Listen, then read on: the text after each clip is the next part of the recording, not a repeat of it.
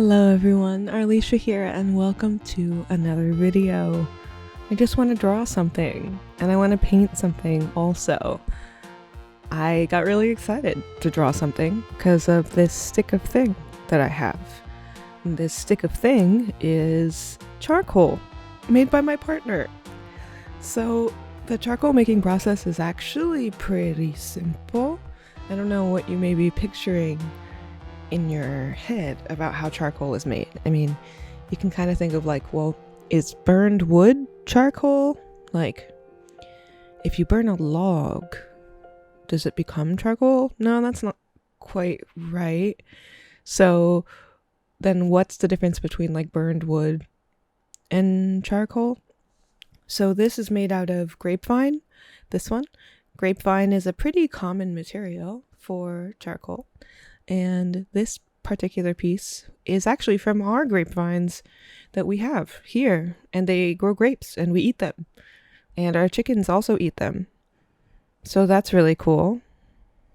And now we get to eat the grapes and also use the vines. So the bits of vine that die, we can use for stuff like this, which is really cool.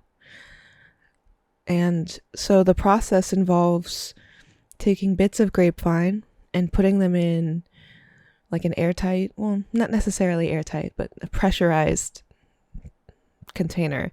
So what we do, or what my partner does, if you want to see a video on this process, by the way, please let me know because I would love to make a video about the charcoal making process. That sounds amazing. So I mean, I don't know, maybe just anticipate that I am going to do that. Or that I'd like to do that it's on my brain as a thing I'd like to do, at least. Okay, I'm gonna explain the process. I really am. So the process of making charcoal involves a more pressurized environment. So we often use those like tins for butter cookies, you know, the ones that you find at like a family member's house and you think there's going to be cookies in it, but then you open it up and it's just like sewing supplies or like nails and screws and it's not cookies. And it's like kind of disappointing and you wish it could have been cookies, but it's not. It's that stuff. Anyway, one of those containers. You take one of those butter cookie containers, not with no cookies in it, empty. Not even like the paper liners. Take those out. And then you put in your chunks of grapevine. I'm going to explain this even though I've never done it. I'm not the one who I'm not the one who did it. It was my partner. Anyway, this is basically my recollection of the process as someone who's never done it. So you put the pieces of grapevine in the container and then you poke holes in it. At least in the top. I don't know if holes also go in the bottom. These are questions that will be answered if I make a video about it. So you poke some holes so that it can like vent out, but it's still relatively pressurized. And so what you're doing to the wood is different than if you were just burning it, you know, because you're heating it and stuff. So anyway, then you do that. I don't remember how long. Again, questions for another video. I don't remember how long. Then you let it cool, and when you open the tin, you have a charcoal. Isn't it crazy that you can just take a thing and turn it into a thing that can be rubbed on stuff, and people will know what it means when you rub the thing on the stuff, and they'll look at it and go, oh, that means this, or oh, that makes me feel this way. Having that sort of deconstructed view of what an art supply is really made me want to get out my handmade watercolors. It's been a while and I've missed them. I have like a very deeply emotional relationship with the handmade watercolors, as it's the sort of thing that I've done on this YouTube channel that has definitely been, I guess, the most popular. And, you know, it becomes the sort of thing that makes me feel like I feel pressured to have to make content about that all the time, because it's what the widest audience has enjoyed. But then, you know, the cycle doth continue of going around and around in my head about what I should do and what I want to do. And so today I really want to make something physical with handmade supplies. This isn't handmade paper. This is a sketchbook of paper that somebody else made. Probably, I mean, people made with not their hands, I'm assuming. I don't even know if any hands touched this paper before it got to me. Anyway, but it would be cool to make paper. That would be fun to try at some point. Can you imagine, like, just creating the stuff and then making stuff with it, and everything that you made it with, it's like, oh yeah, or I made all the stuff I made. Wow, that sounds cool, to make stuff. Anyway, and then make stuff with the stuff. Here's some watercolors on a paper. I made them. I didn't make the paper, but I did make the watercolors, and that's really cool. So this palette, I would say these paints have probably been in here for probably like 5 years. Definitely more than 4. So between 4 and 5 years. And I really like them. The handmade watercolors are a bit more opaque than, most of the other watercolors I have, but they reactivate really nicely. You can tell in the tray they still look a little gummy, I guess, which makes sense. Some of them are more matte than others, but they're a joy to use. The opacity works really well with the charcoal. I did spray like a workable fixative on the charcoal layer in between, just to see how that would work, to see if I could affix the charcoal down enough to not make a big blurry muddy mess when I did some watercolor painting. And I think overall it was successful.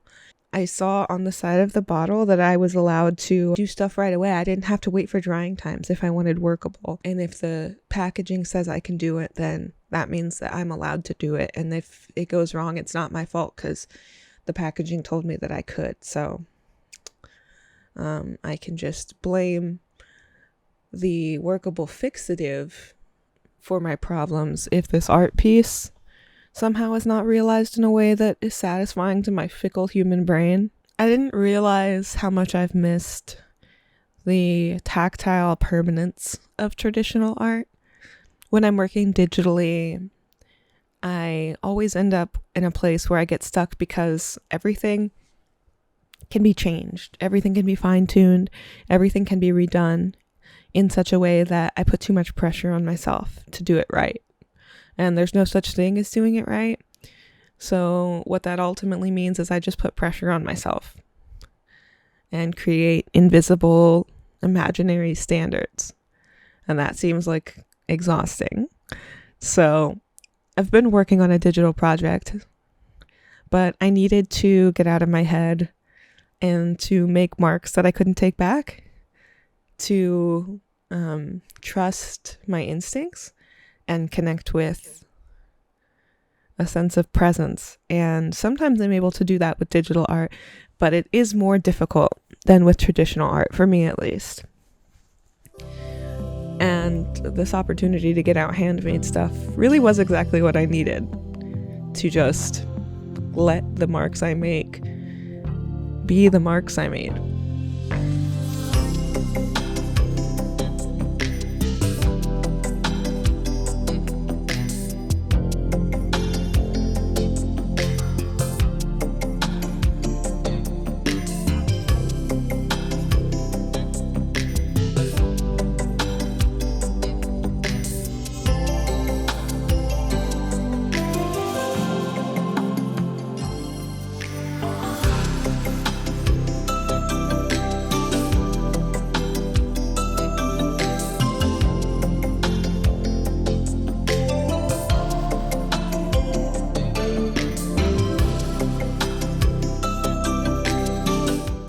And then I was wondering, well, what if I still wanted some of the precision and the fine-tuning of details that digital allows without overwhelming myself, with the ability to undo everything?